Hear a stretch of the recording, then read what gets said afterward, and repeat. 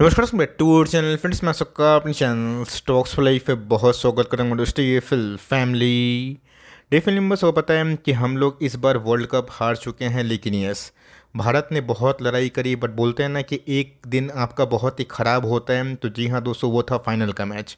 ठीक है, भले ही हम लोग हार चुके हैं, लेकिन दोस्तों हम लोगों ने ना इस बार दुनिया को दिखाया कि कैसे भारतीय टीम काफ़ी मजबूत है। हो सकता है कि आने वाले दिनों में हम लोग कुछ आईसीसी इवेंट जीते। लेकिन दोस्तों, ये मैं इमेज क्यों दिखा रहा हूँ आपको समझाने के लिए। एक टीम की बात की जाए 15 स्क्वाड का होता है, लेकिन यस टॉप 11 प्लेयर ही खेलते हैं। लेकिन यस, अगर उसमें रोहित शर्मा की बात की जाए, विराट कोहली की बात की जाए, मोहम्मद शमी की बात की जाए, या फिर जो अच्छे बॉलर्स हैं, बुमराह की बात की जाए, अगर दोस्तों वो स्क्वाड में ना हो तो क्या आप उस टीम को मानेंगे? बिल्कुल नहीं। बिकॉज आप बोलेंगे कि वेट, यहाँ पे जो सबसे बड़ा प्लेयर है विराट कोहली, रोहित शर्मा, सूर्य कुमार यादव, केएल राहुल, कोई भी वो टीम में क्यों नहीं है? बिकॉज इनके अंदर पोटेंशियल है। तो बोलने का इसका मतलब है कि आपका पोर्टफोलियो में कौन कौन से स्टॉक्स आप दावा खेलते हैं जो टीम में रन बनाएं, जो निफ्टी के बास्केट के ईपीएस को बढ़ा रहा है, इसीलिए निफ्टी अट्रैक्टिव लग रहा है। अगर आपके पास वो सब स्टॉक नहीं है तो बहुत ही हाई टाइम है कि 2024 तक आप चाहें तो उसमें एसआईपी थोड़ा सा बढ़ा सकते हैं। बिकॉज यहाँ पे बहुत ऐसे निवेशक हैं जो काफ़ी कंफ्यूज है करना क्या है। लेकिन बहुत एक्सपर्ट की बात की जाए, वो निफ्टी लार्ज कैप को लेके बहुत ज़्यादा आजकल आर्टिकल छाप रहे हैं। तो फटाफट डिस्कस करेंगे। मैं अपना ऑनेस्ट एनालिसिस और व्यू आप सब तक शेयर करूंगा। चैनल फर्स्ट टाइम होंगे सब्सक्राइब कर सकते हैं। इस तरह की क्वालिटी कंटेंट को सबसे पहले एक्सेस करने के लिए now without dealing knee for time let's begin. मैंने आपको इतना जो लंबा इंट्रो क्यों दिया, आपको समझाने के लिए कि देखिए निफ्टी का इस टेक्निकली अगर आप देखें तो 21,000 के लेवल पे है। यस, एक दो दिन का इस प्लस माइनस चार्ट अपडेट नहीं हुआ, लेकिन यस मोटा मोटी का अगर आप फिगर आउट करें तो आपको समझ में आ जाएगा कि निफ्टी का जो प्राइस टू अर्निंग है, मैं दिखाऊंगा उसको भी। लेकिन यस, निफ्टी का अगर 21,000 के लेवल पे है तो निफ्टी का प्राइस टू अर्निंग को छोड़ के जो अर्निंग पर शेयर है ना, वो भी 950 के लगभग हमें देखने को मिल रहा है। मतलब जो निफ्टी को बहुत ही अंडर वैल्यूड या फिर फेयर वैल्यू बना के रखा है, जिनके ईपीएस की वजह से ही आपको निफ्टी बहुत ही हद तक सम्मानजनक लग रहा है, उन सब में गैस रैली नहीं आई है। यही गैस जो वीडियो का कंटेंट है। समझाने का मतलब ये है कि ऐसे बहुत सारे ऐसे स्टॉक्स हैं, जैसे कि ऑटो स्टॉक्स की बात की जाए, या फिर कुछ ऐसे स्टॉक्स है अडानी ग्रुप, जो निफ्टी के चाल को थोड़ा बहुत पुश किया है। लेकिन गैस जो रन बना रहे हैं ना, जो ईपीएस बढ़ा रहे हैं, और ऑफकोर्स उस ईपीएस का जो एवरेज है जिसको घटता हुआ देखने को मिल रहा है, इसी के वजह से है। तो निफ्टी के टॉप 10 कंपनी जिसकी वजह से गैस निफ्टी का अर्निंग पर शेयर बढ़ा है और प्राइस अर्निंग लगाम में है, उन सब में गैस अभी भी रैली नहीं आई है। अगर आप देखें बस 22 के पी में अगर आप बोलेंगे कि निफ्टी बबल जोन पे है, वो जल्दीबाजी हो गई। यस, निफ्टी ओवरबॉट जोन पे है। वन डे के चार्ट में ये एकदम पॉसिबल है। करेक्शन कभी भी आ सकता है। 1000-2000 पॉइंट का इस करेक्शन बहुत बड़ी बात नहीं होती। हर साल 6-8 महीना में 12-14% के आसपास करेक्शन आता है और फिर से बाउंस बैक भी होता है। लेकिन यस, जब निफ्टी का इस बीच में गिर के 18 का पी में था, मैंने बहुत बार चिल्लाया था। और ऑफकोर्स स्मॉल कैप इंडेक्स भी कैसे उस समय 16 का पी में था। अब यही समझने वाली बात है कि आप बाज़ार को कैसे देखते हैं। आप ये समझते हैं कि भले ही निफ्टी पेपर में 21,000 के लेवल पे है, बट प्राइस टू अर्निंग के टर्म्स में और ईपीएस के टर्म में जो कंपनी कंट्रीब्यूट कर रही है, उन सब में रैली नहीं है। तो वही तो गैस घुसने का और लॉन्ग टर्म में कन्विक्शन को होल्ड करने का मौका देता है। अगर आप देखें तो साफ साफ दोस्तों फाइनेंशियल सर्विसेज है। बट कितने लोगों के पास एचडीएफसी बैंक, बजाज फाइनेंस ये सब होगा? यस होगा भी।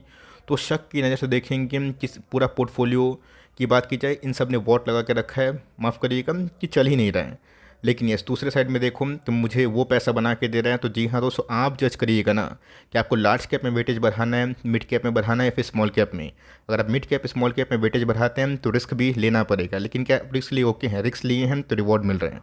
बट रिस्क लेना चाहते नहीं हैं, आपकी श्रेणी हाई है, तो ऑफकोर्स दोस्तों आपको समझना पड़ेगा कि बाजार is all about risk to reward. और सबसे इंपॉर्टेंट चीज़ लिक्विडिटी।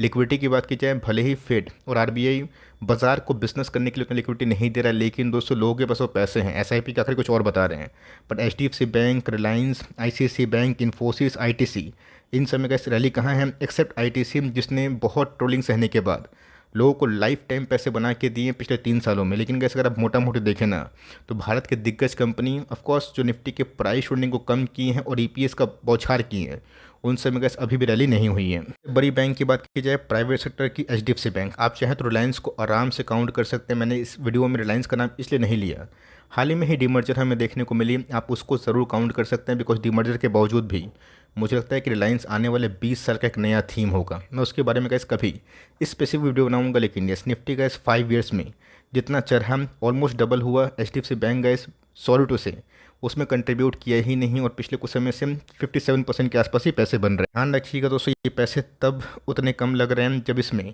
एक मर्जर की बड़ी न्यूज़ हमें देखने को मिली। ऑल दो गैस कितना सही मर्जर हुआ कितना गलत हुआ मैं उस पर टिप्पणी नहीं करूंगा, लेकिन यस कंपनी का दोस्तों ईपीएस लाइफ टाइम हाई और प्राइस टू अर्निंग एक डिकेडल लो पे चल रहा है। जो गैस रिस्क रिवॉर्ड को समझता है उनको अच्छे से पता है कि पैसे आसानी से बने, जल्दीबाजी ना बने, ये बहुत इंपॉर्टेंट है। अगर आपको जल्दी जाना है तो उसी स्टॉक को पकड़िए जो ट्रेंड में है और जो ऑफकोर्स अप ट्रेंड का फ़ायदा मोमेंटम में देते हैं, लेकिन रिस्क भी होते हैं। अगर आप सीधा फंडामेंटली अच्छी कंपनी को लेके बैठे रहते हैं तो उसका कैसे मज़ा कुछ और होता है। वॉरेन बफेट से एक सवाल पूछा गया था, जेफ बेजोस ने पूछा था कि वॉरेन अगर आपसे कोई एकदम प्रेरित हो कि आपको कॉपी करेगा तो क्या आपसे बड़ा निवेशक नहीं बन जाएगा। तो वॉरेन बफेट ने बोला कि ऐसा पॉसिबल बहुत ही कम है, क्योंकि मेरी जो साइकोलॉजी है बहुत ही लॉन्ग टर्म की है, लोगों को शॉर्ट टर्म में पैसा बनाना है। तो जी हाँ दोस्तों, पैसा बनाना तो उतना मुश्किल नहीं है बट आसान भी नहीं है, बट उसके लिए कुछ समय देना पड़ेगा।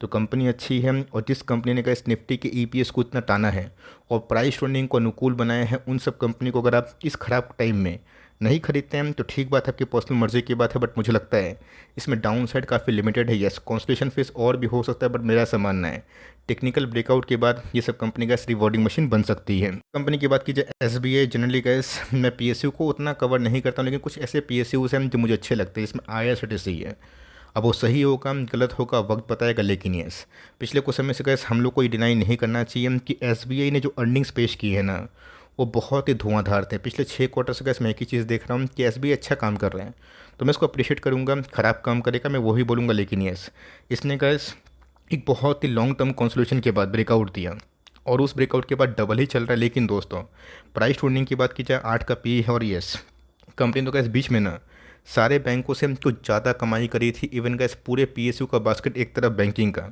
और एसबीआई एक तरफ इतनी बड़ी बैंक है, तो इस कंपनी में अगर एक रिस्क टेकर है, और ऑफकोर्स गवर्नमेंट जो बीच बीच में अनाप शनाप कुछ कमेंट्री करता है, अगर आप उससे ओके हैं देन एसबीआई भी गैस मेरे लिस्ट में दिखाई पड़ता है। बजाज फाइनेंस की बात की जाए, जी हाँ दोस्तों, डिसअपॉइंटमेंट तो फील होता है कभी कभी कि कंपनी डिजर्विंग है फिर भी नहीं भाग रही है, बट वो होता है ना कि अच्छी कंपनी होती है तो सबका एक वक्त आता है। एक समय आईटीसी का वक्त नहीं था, टाटा कंज्यूमर का नहीं था कि उसने पैसे नहीं बनाए। टाटा कंज्यूमर भी गए 700 के लेवल पे, मैंने गला फाड़ के चिल्लाया था।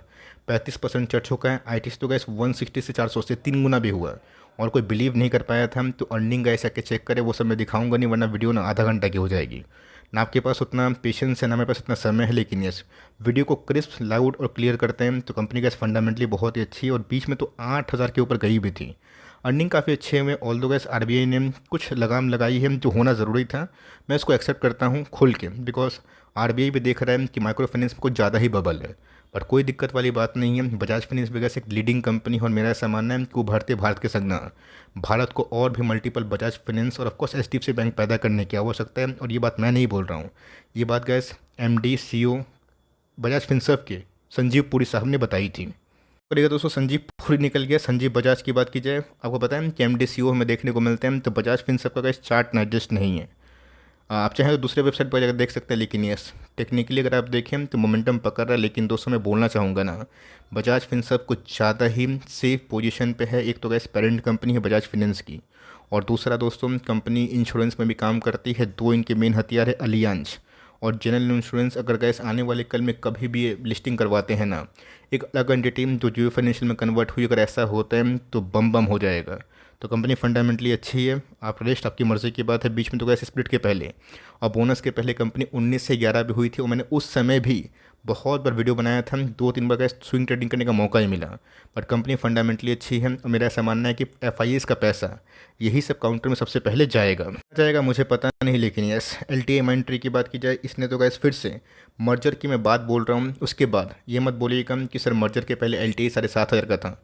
माइंड ट्री भी अलग कंपनी थी। मर्जर के बाद gas finally LTI mind tree ने भी ब्रेकआउट दे दिया है। 4,000 का स्टॉक गैस कब रॉकेट होकर 6,000 हुआ, और कब देखते ही देखते पलक झपकते 50% गेन हो गया, समझ में ही नहीं आया।